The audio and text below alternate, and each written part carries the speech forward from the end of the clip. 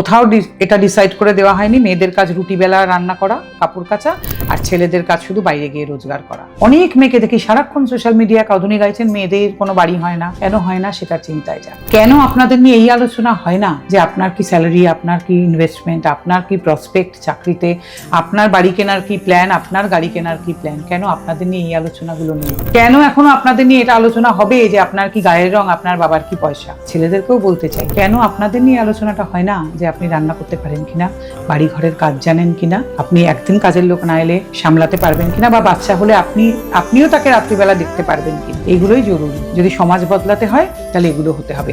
সবাইকে সবকিছু শিখতে হবে। কোথাও এটা ডিসাইড করে দেওয়া হয়নি মেয়েদের কাজ রুটি বেলা, রান্না করা, কাপড় কাচা, আর ছেলেদের কাজ শুধু বাইরে গিয়ে রোজগার করা। মেয়েদেরকেও জানতে হবে 100% যদি আজকে কোনো কারণে আমার স্বামীর চাকরিটি চলে যায়, অসুবিধা হয়, আমি যাতে সংসারটা টানতে পারি। আর ছেলেটিকেও শিখতে হবে যে আমার ওয়াইফ যদি সময় দিতে না পারছেন, সংসারের কাজে যেন আমি কন্ট্রিবিউট করতে পারি।